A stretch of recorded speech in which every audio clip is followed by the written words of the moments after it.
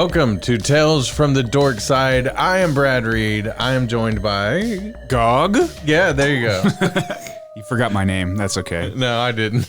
I was just trying to set it up like a volleyball or something and watch you spike it. Right. And rather than spike it, I said my name with a question mark. Yeah, you like hit it out of bounds. That's okay. I've never been very good at sports. Yeah.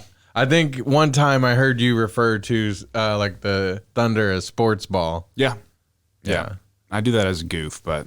Oh, okay. You do actually know like the difference between... Yeah, basketball, football, soccer... Hockey, cricket, crochet, swimming. That's funny. Synchronized swimming. Yeah. Competitive swimming. Yeah. Recreational swimming. Are all those going into the horror movie generator as possibly like... That'll be like the next, a new category will be a sport. Yeah. That we can throw in there. Right. Because, well, you do 2.0. have... 2.0. With hockey masks. Yeah. Everybody knows Jason because of the hockey mask. That's true. So are there any other sports related like horror icons? I mean, you had Jeepers Creepers where he had like a bus full of like football students. Yeah, but football students. Hey, that's some of those people. It's true. I mean, they have to study the sport to get good at it. But football is what they're there for. Mm-hmm. Yeah. I'm trying to think though. Like, is there any other more sport related horror movies? That might be something we need to dig up. Yeah, for a future. I'm sure pod. there's plenty of them now. Good ones. That's an entirely different question. Well, and we've got plenty of. Is this a good movie or bad movie to talk about today? Because we're going to review 4 movies, 2 franchises, 4 movies. That's right. Here coming up in a minute, but I want to do.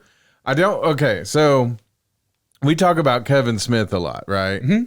And he kind of has a deal where he envisions doing something, so he puts it out there, he says, so that like everybody will kind of hold him accountable to actually doing it, right? Yeah. So I'm not going to go into too much detail, but I bring this up because I have a question for you. Sure.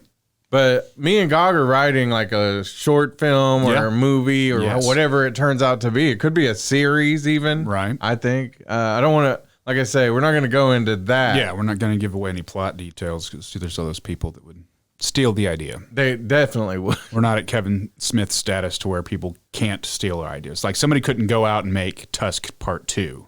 Right. You know what I mean? Right. But they could make whatever this is. Yeah. And I'd be pretty upset by it. But what I wanted to ask you here on the pod, the most important question is, going further, like, are we going to be able to review current movies? Because once we're the, shoulder to shoulder with those people making horror movies and such, what if they come to us and are like, I didn't like that review you did of my movie and said it was awful, and so try harder next time. I think we're gonna have to. Either pretend like we like everything, or we only talk about old movies, or only talk about stuff that we like. Right. Oh, okay. So we'll have to watch things and then decide if we want to talk about them after the fact. Instead of the other way around. Right. Because I mean that'll happen a lot at the parties. I think where we're just chilling. Yeah. And like maybe Eli Roth will come up and be like, "You kind of talk shit on my last movie." Like, getting a little stale, buddy. Yeah. I need some new ideas. Yeah. We're for hire, by the way, And honestly, I think it would do some good for Hollywood because once you get to a certain status level, people are just going to like praise you regardless. Right. Because you're famous and they don't want to like be in your bad graces. So I think if we like kind of give our own spin and be more honest about stuff, they'll be like, these guys. So we're disrupting the status quo through the art of podcast horror movie review. That's correct. We're raging against the machine. Yeah, you use the tools that you have. Okay. People. All right. Well, I don't want to say, because like, what if we're like, Joaquin Phoenix wasn't that great in his last movie, but then Joaquin Phoenix is like up for a role in our movie and he holds it against us. You see what I'm saying? Yeah. Is there any worry to that? See, I think we'll be safe as long as we just dog on the directors. Oh, okay. And not the actors. Because we plan on doing most of the directing. Right. Yeah. We're not going to like ask someone to come in and make our movie for us. We need a common name, though. I think I mentioned this before because if we're gonna be like the Coen brothers Oh, yeah. or something like that, because I don't know, like if Brad and Gog film, I think we need like a something a a catchy unifying, kind of title here. So we'll come up with that. We will, and if you have suggestions, go ahead and leave a comment. Yeah. We probably won't use it, but it's worth throwing it out there. Well, like the Ramones, they all have the Ramone name, so me and you could be Brad and Gog Dork, or The Dork Brothers, the Dork Brothers, Dork Brother Productions, Dork Bros. Yeah, maybe we'll figure that out. Yep. So the Tails Brothers. Name pending. I was going to say name, and you said Tails, and then I said nails. 9 Inch Nails. Yeah, That's a name. 9 Inch we Nails could use. Productions. Yeah. 9 Inch Nails, but not music, movies. Yeah. 9 Inch Nails. Trent Reznor not involved. You can't like just claim everything as your own. Or we could do like the not 9 Inch Nails, like 8.9 inch nails. Yeah. Yep. I think that's what we'll call it. 8.9 inch inch nails. Yeah, that's great. We're worked through it. I like it. All right. So now everybody that's listening, you're in at a good time. Because eventually we're gonna have to review our own movie, show, short film, whatever. Yep. And I'm gonna tell you right now, all the thumbs up. 5 stars. Yeah, it's gonna be great. Out of 100. Yeah. That's our new rating system. Yeah. Out of 100 stars. Right. And we're aiming for 5. So if we do better than 5, we're like ahead of the game already. We succeeded. Success. All right. I do want to ask you one more question before we get into our reviews. Okay. It's been we've done probably like 12 episodes, but that's also including our watch-alongs. So those are different. We've talked about kind of what got us into horror movies in our previous episodes. So if you're on YouTube or if you're on wherever you're listening to the podcast, Apple, Google Play, Spotify, you can go back and kind of listen to what, me and God grew up on or whatever. But I just want to kind of talk about, as a setup for the movie that we're going to talk about first, this was a movie that I grew up watching like several times as a kid. So it was probably spookier to me at that time than it is now. Sense. What was like the first spooky movie that you really recall? Oh man, put me on the spot here. Yeah, I know. Well, I know I'm trying to think back because there was oftentimes like, I think I've said this before, but my dad would want to watch something and I'd be around and he'd be like, I'm going to watch it anyways, even though my mom probably wouldn't have wanted me to see it. Right. I'm trying to think of like the first thing I saw that like legitimately terrified me. What kind of movies did your dad like? Well, he was into all sorts of different stuff. Yeah. And like we'd watch shows like In Living Color, which probably wasn't like super kid appropriate. Right.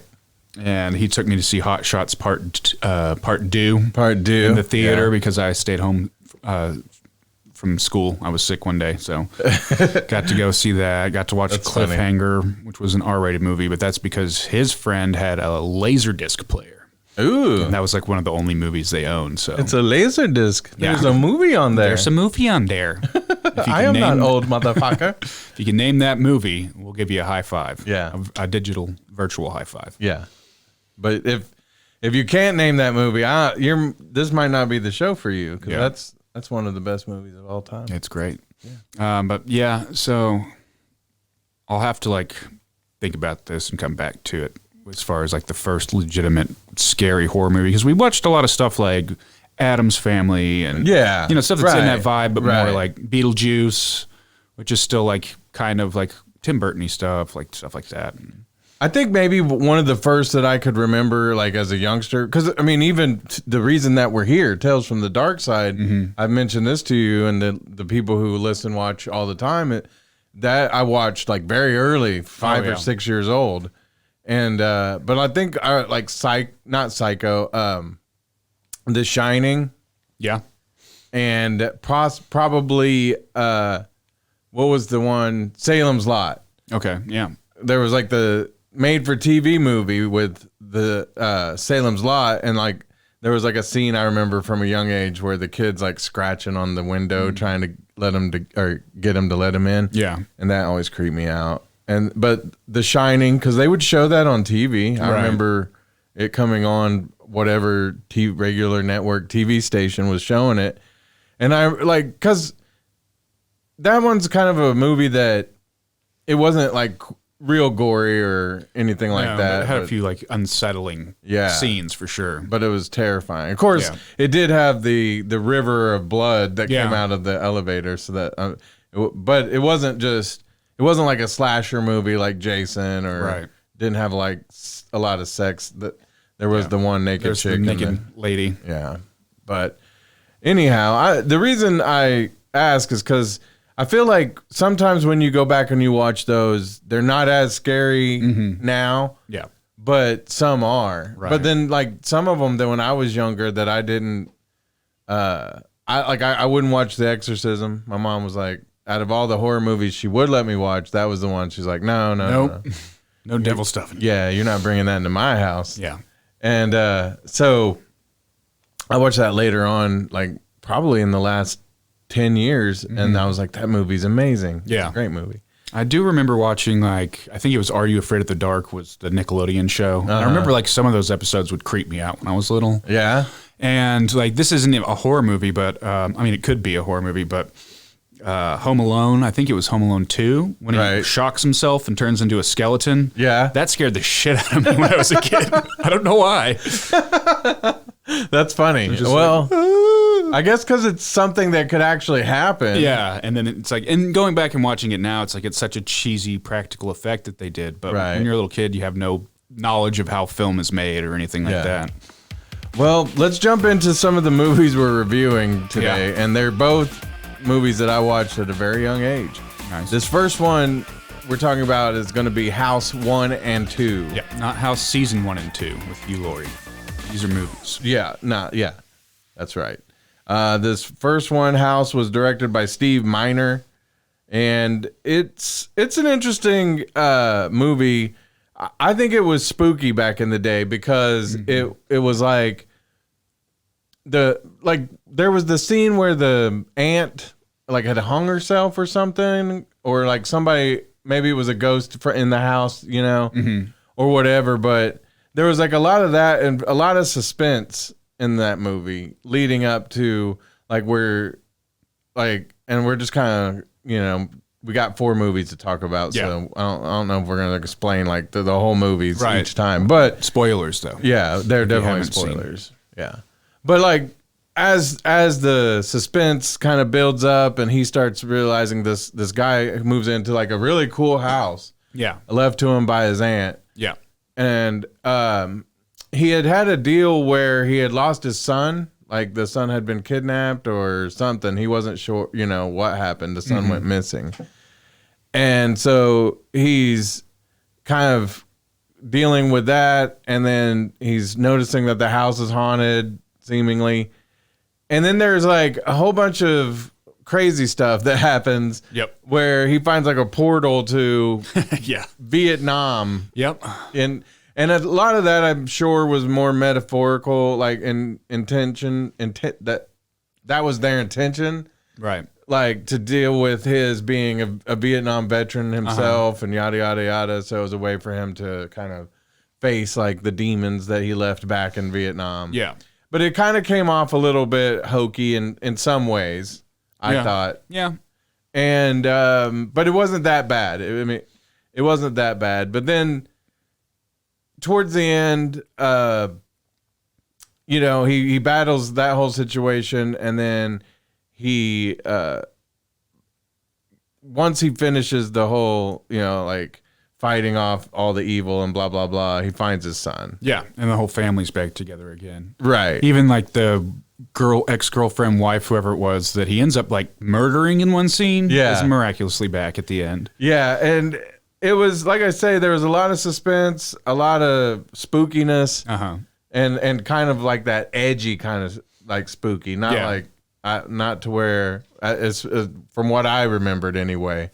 It wasn't cheesy like this movie. Yeah, even where it got a little cheesy or I call it hokey or whatever, because it was just, you know. He goes, I think, through the mirror, right? And finds this portal to the, you know, whatever, to the jungle. they're like, welcome to the jungle. Yeah. Well, he's a writer. I think he's a horror writer, right? If I remember correctly. Yeah. And then he's like talking about his new book, and he's saying it's going to be about his time in the war, and everyone's right. like, that's kind of a weird choice. Like, yeah. You know, it's kind of going out of left field from your usual books. And like, I'm trying to think, wasn't there like a scene where he's doing like a book signing or like talking to fans, and they're all just like really weird. Yeah. People. And then he's pretty weird. Like, it seems like he's kind of just losing his shit, and he's got his neighbor there kind of being nosy, you know. Right. And which was played by George Wendt. Yeah. Or Norm. Yeah. For those familiar with Cheers. On Cheers. I have a theory that this takes a place not in the Cheers universe, but the Cheers multiverse. The Cheers multiverse. Because they're different. There's another actor from Cheers in the second movie. That's right. But they don't play their characters from Cheers. This one came out in 1985, yep. House One. That's when I came out of my mom's belly, because I was a C-section baby.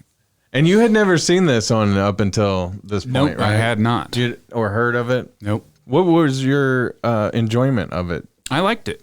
Yeah. I liked it. You know, it's a little dated. It's a lot of stuff from the 80s is kind of like, they didn't have the technology, I think, to realize some of their ideas. So, you know, they're using a lot of practical effects, and the limited amount of visual, like CG and computer effects that they had back then were just, you know, old. Right, right. Which for the time, which I'm sure, you know, we're going to look back 10, 15 years from now. I guess it's been longer than that. 30 years from now at what we're making currently and be like, wow, that looks so fake compared to what.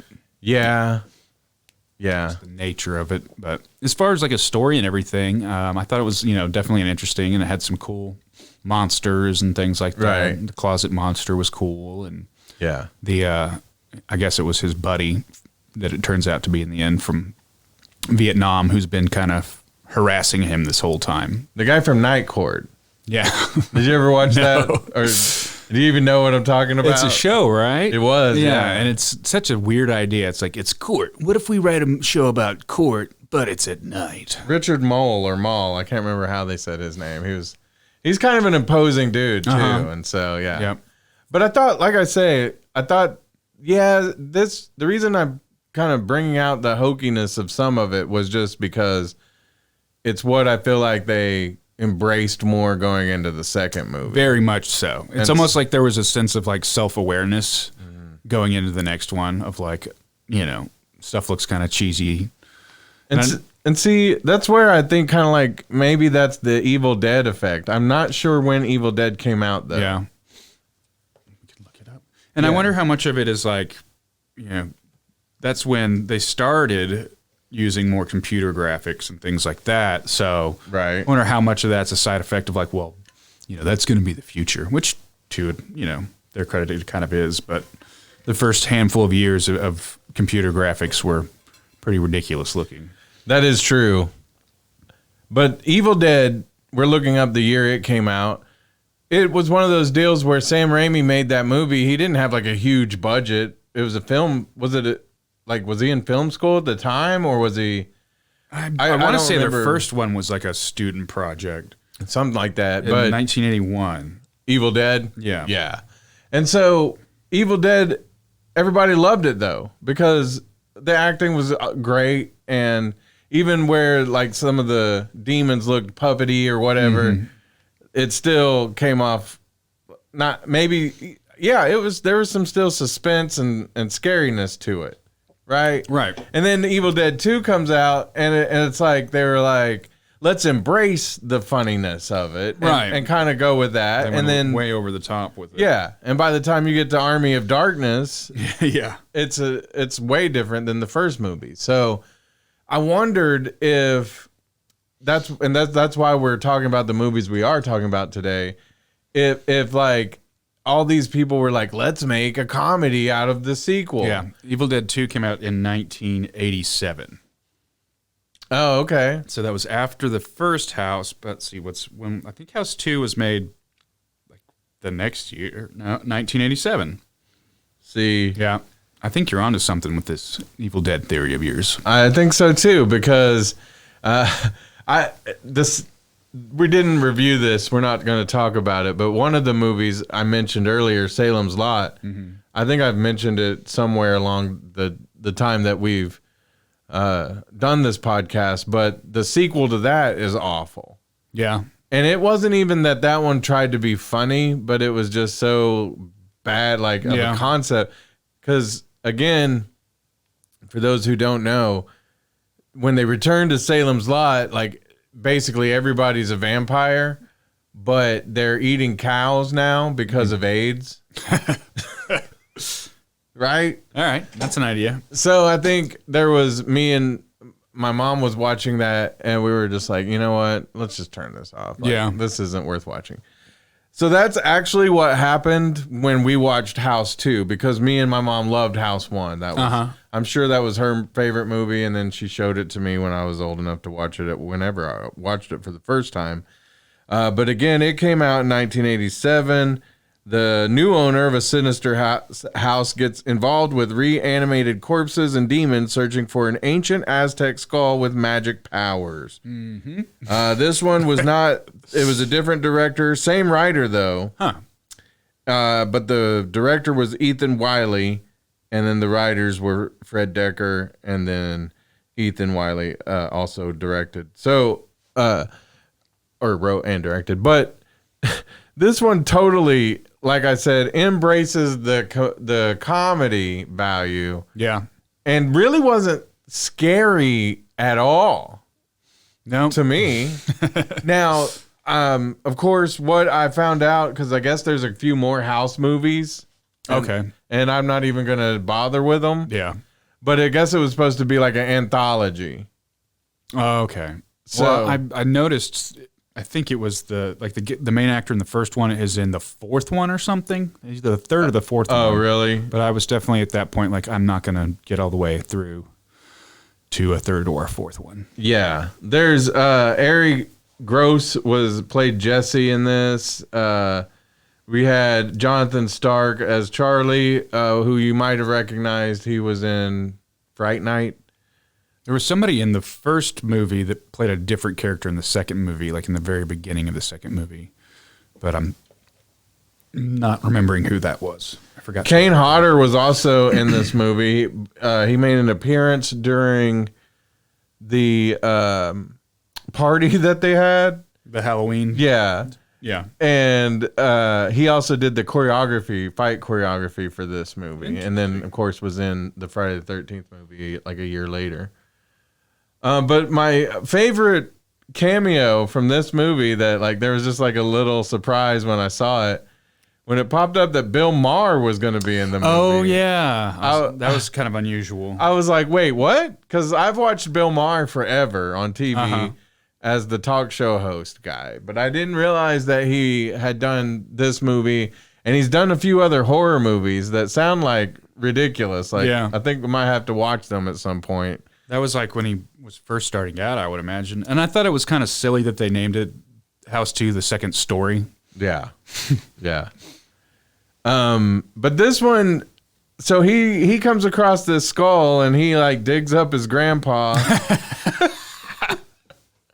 And his grandpa, the best character in the movie by far. Yeah, but his grandpa is like this reanimated corpse, as the description says, but he's like hanging out and cracking jokes. He's like, well, "Give me another beer." Yeah, yes. And I was like, it was like Uncle Jesse from Dukes of Hazzard. Yeah. There's an old SNL skit. I think it did never make it to air. So it's like on a DVD where Will Ferrell is playing an old prospector. Yeah. And he's like in a war room trying to give a briefing. He's like, "Oh, pickle shoe. Sure I do." That's all I could think the entire time. Oh, it was so bad. Like it was really bad. It was a silly, silly movie. And I watched the whole thing, so I don't know.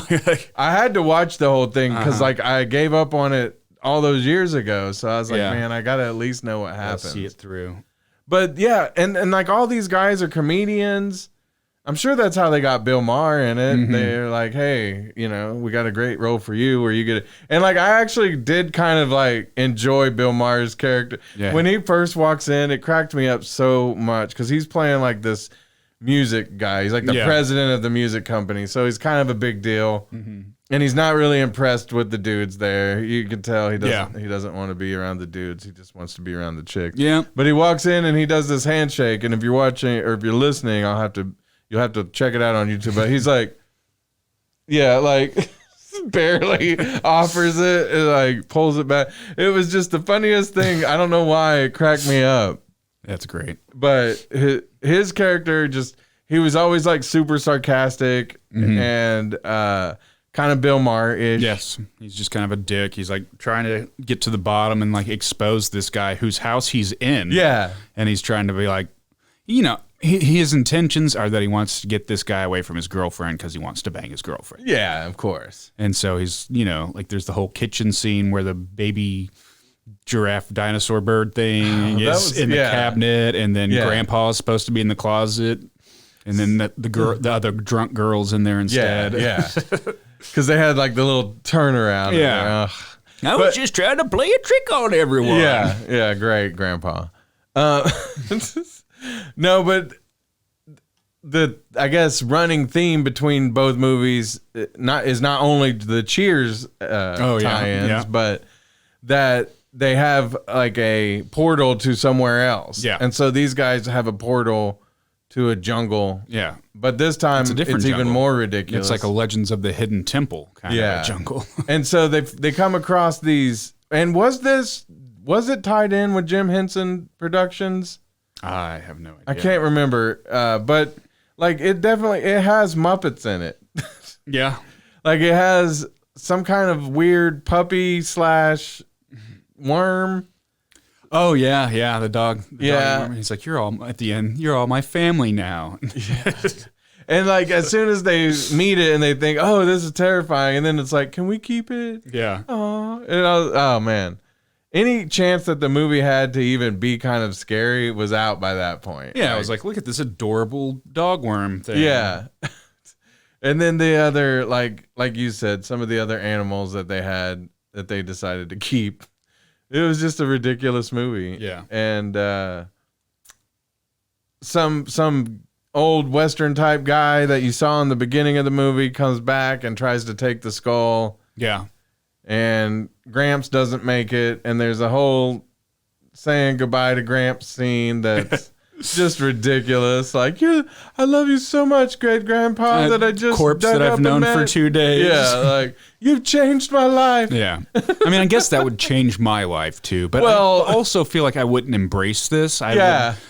I don't know what I would do. I'd probably run away. Yeah, I'm not sure just that get in my car and drive until I could collect my thoughts and figure out what the fuck is going on. Right. Not like, hey, now we got a Gramps to party with. Woo! This was like a Weekend at Bernie's horror movie style. Yeah, but the corpse was actually alive rather than the other way around. Yeah, and like because they were having the Halloween party, like Gramps was getting it on. Yeah.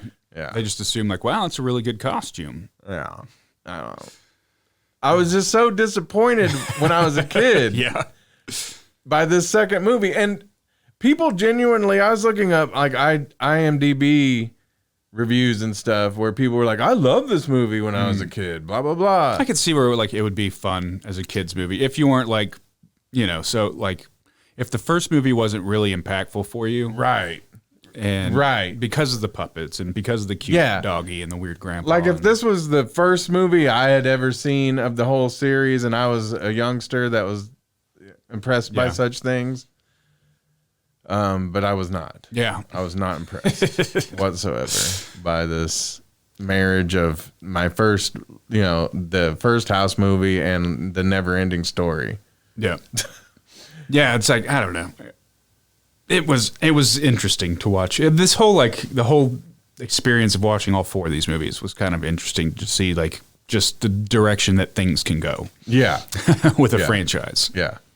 All right, Gog. So the second franchise we're going to review, this one doesn't even, it's not like House where it kind of starts off not ridiculous. It starts off pretty ridiculous. Yeah, and then gets even more ridiculous than you can imagine. Movie. Like this one I would consider more like, and we're talking about Basket Case 1 and 2 now.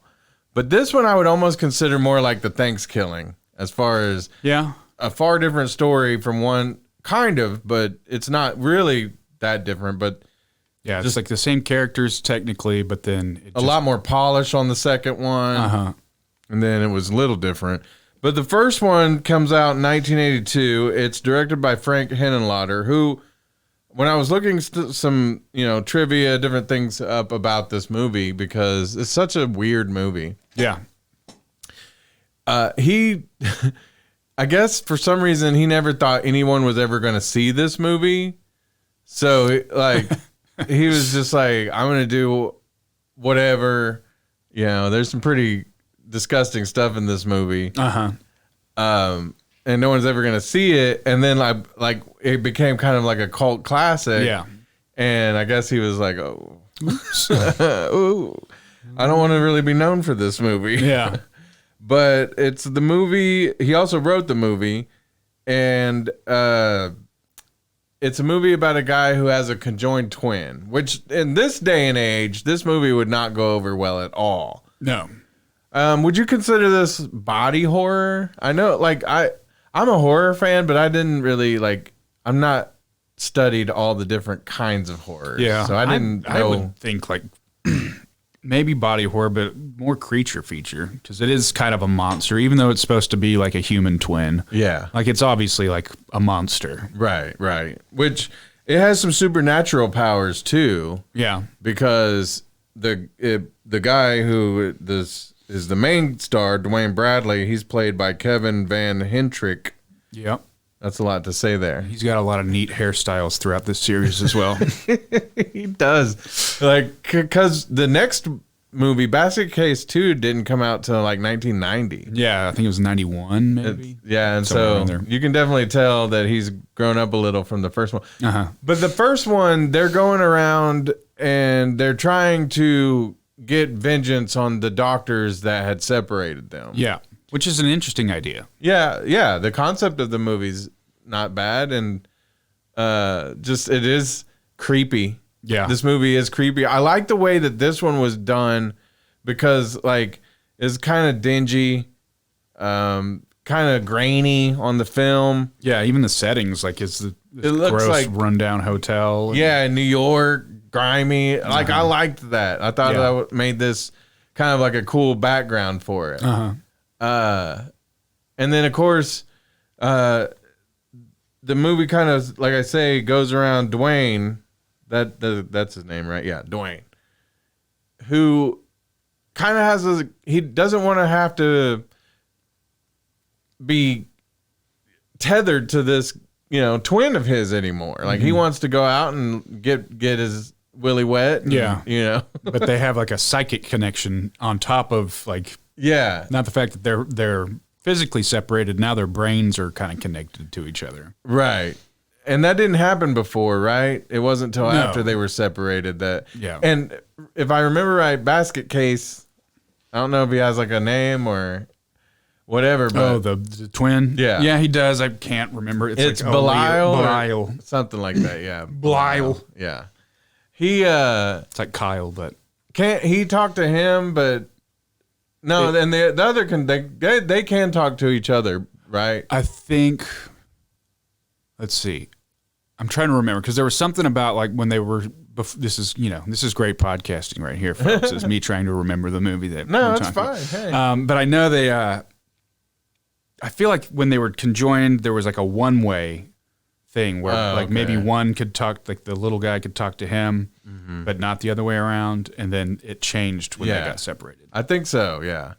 And so, like you said, the whole theory of them going around, the whole setup of them killing the doctors who had separated them, isn't a bad concept, right? But it just comes off pretty cheesy at times because of the special effects. Is the budget? I didn't read how much the budget was, but I can't imagine that this very movie big.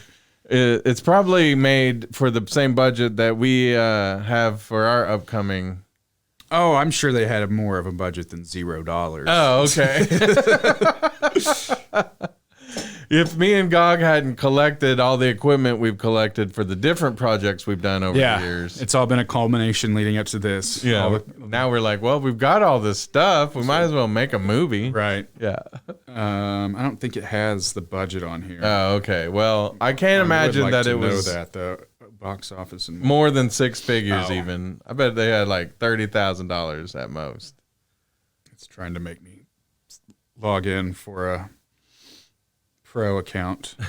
But like the conjoined twin, he doesn't communicate like with words. No, he's like blah. Yeah. So again, it comes off as pretty creepy, I think. There's a lot of gore in the movie too, which is funny too because he'll like jump on somebody and it's not like he's like really tearing them up, but no, it's like the actor's holding the thing on him. Yeah. Going, yeah, but the faces like are like, oh, and they get blood all over them and stuff. And I don't know, like this was one of those movies where you just appreciate, even if you think this is not the best movie you've ever seen, you appreciate like the quirkiness of it, right? In my opinion. Yeah, no, I agree. It's just it's such a weird, strange movie. Like it's just kind of different than your average horror movie or 80s movie. Now, here's the only thing that there was this movie, Thanksgiving had one. I've talked to you about like how like a lot of like Rob Zombie in horror movie in general, there's a lot of like rape and stuff. Yeah. And I don't like that. No. And I didn't like the one scene in this movie where this little dude basically rapes this chick. Yeah. Could have done without that. Yeah. Like, I don't know why people think, I mean, that is a horrible thing. And in horror movies, we're talking about horror and people dying and everything, but I just feel like we could do without the raping. Yeah. Unless it's like completely like necessary for the plot of the story. Right. Like a revenge tale Yeah. or something. If it's just in there for the gratuitous, like, like, wouldn't it be great if this turkey or this little blob boy, hobgoblin or whatever? Which, by the way, I meant to show you this, and I'll throw this picture up here for everyone to see. Do you remember these boglins? Yep. The toys. That's I'm gonna hold this up, but I'll put like a real good picture over it. That's what this thing in this movie always reminded me of. The boglin toys. But and so by the end of the movie, he's also so he had raped that girl and killed her basically, and that was the girl that Dwayne wanted. Yeah. That was his chick that he was kind of wanting to see. And so he kind of loses his mind and doesn't want to have anything else to do with the guy. Yeah.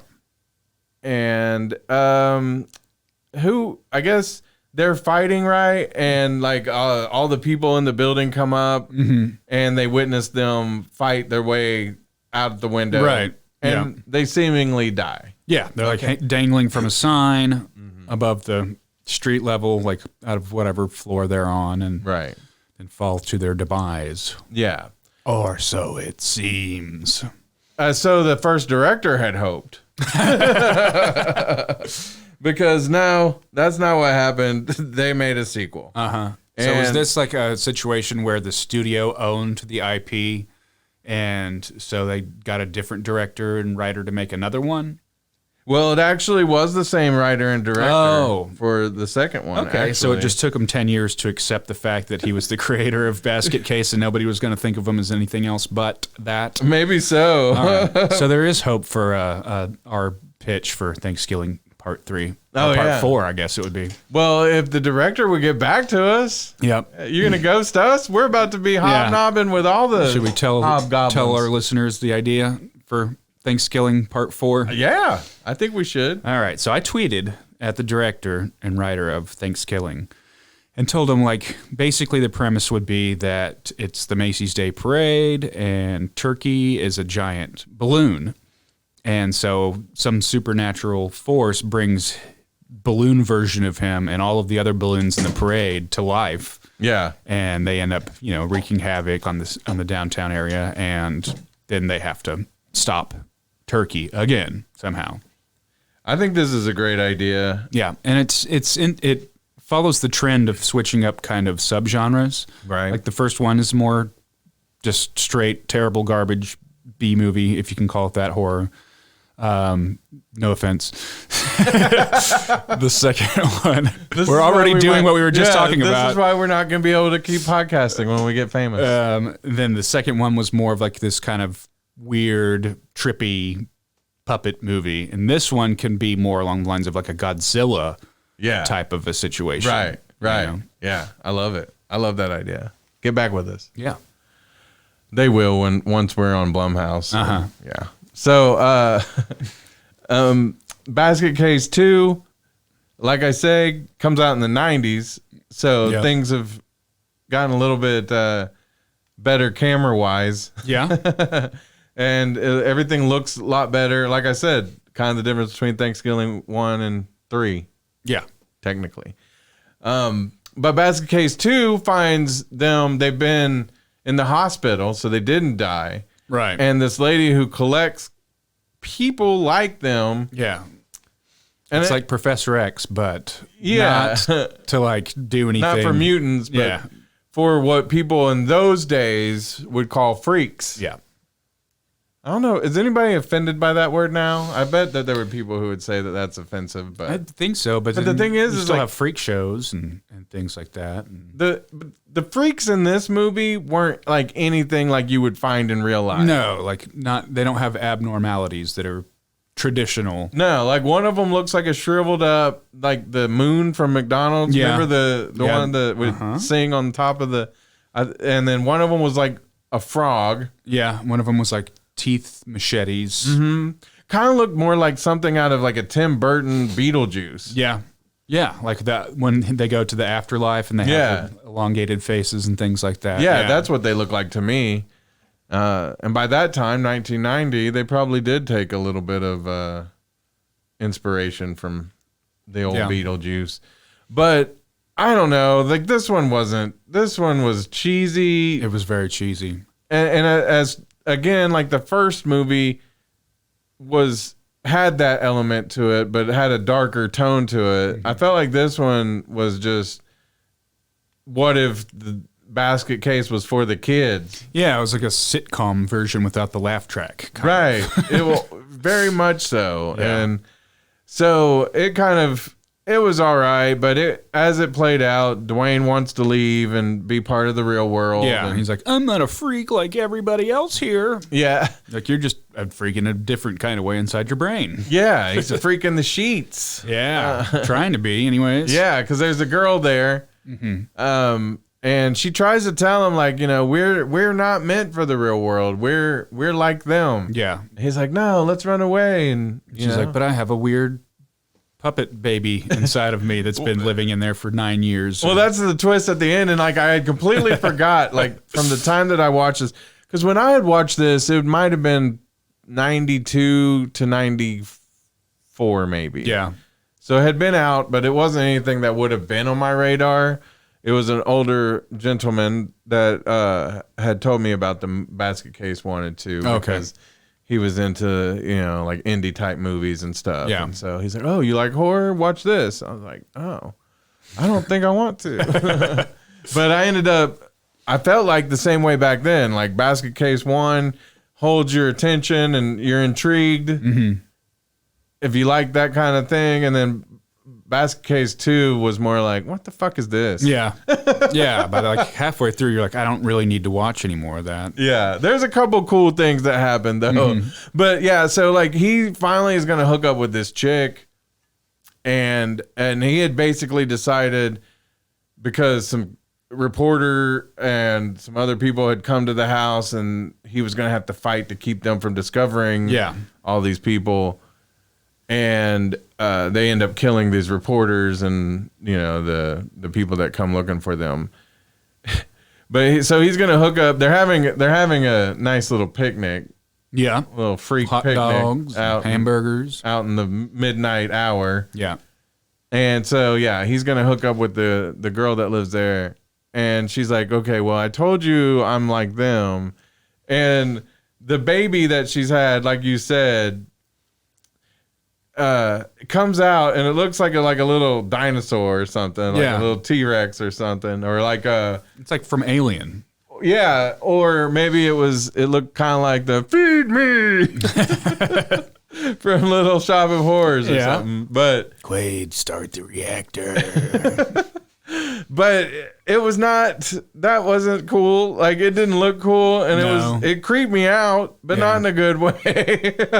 Like I don't want to see that. Yeah, especially if you're about to like get it on, you know. Like and he's like trying to get out the door, and she says, "Don't do this to me." It's like, what did you expect? Yeah. Like nobody's gonna be down with that. No, I don't think. No. She's like, get to know him. Oh no, I'm not having a 3-way with you and your 9-year-old. No. No. So she basically gets the same ending as him and his brother in the first one, right? And falls out the window. Yeah. And now Dwayne's going nuts, kind of like the reverse of him and Bilal. Mm-hmm. But while he's doing all that, Bilal's upstairs with the other. Oh yeah. Because what we forgot to mention was there was another conjoined twin, but this one's a lady. It's a lady. It's a lady. Yeah. Ooh, it's a lady. Yeah. So they're boning. Yep. And they even show some scenes. Yeah, like it's drawn too out, grotesque, but it is gross. Yeah. For lack of a better word. Yeah. It didn't bother me as much as in the first movie because it was consensual. Right. At least. Yeah. We hope anyway. I would assume so. Yeah, let's hope. But they seem to be into each other. Yeah, right. Well, they were definitely into each other. One of them was into the other one, for sure. But ridiculous. So ridiculous. Yeah. And so Dwayne goes up there and grabs him, takes him to the next room, and sews himself to him. Yeah. And when the rest of the house comes in, he's standing there like all like, Yeah. And that was a cool scene, I thought, at least. But that was like so few and far between for the rest of the movie. There was not a lot of cool stuff that happened at all. It was really like. Did you say this one was like the series, or did you say the House? The sitcom? Movie? Yeah. Yeah, this one was the sitcom version. It really was. That's a great way to put it. And so I didn't love it, but I didn't hate it, but I really didn't love it. It was cringeworthy. Yeah. And so that's 4 movies there where the first 2 movies were, the first of the series were pretty good. Yeah. Even with Basket Case 1 being ridiculous. But the second movies are just like, what in the fuck did you do here? What were you thinking? Yeah. Well, and then they decided to, like, even with the House series, they decided to make another of the Basket Case, and I got about halfway through that one. Yeah. And it was very much similar in tone to the second movie. Yes. A lot of the same characters from the school, or not even school, the house that they're staying at. And it has all the babies. Yeah, that's what I was going to say. I only watched maybe like the first 10 minutes. Oh, okay. And I was like, hell no, I'm not doing this. Yeah. But in the third movie, Basket Case 3, she's pregnant. Yeah. And she has babies, and there's like 12 of them. They just keep popping out. Oh my God. And are they all like, do they look like the little hobgoblins? Yeah, they look like little goblin babies. Why would they look like that? I don't know. That doesn't even make sense. No, it doesn't. Oh man. So, yeah, you turned it off. I don't know. Yeah, I got halfway and I was like, okay, all right, that's enough.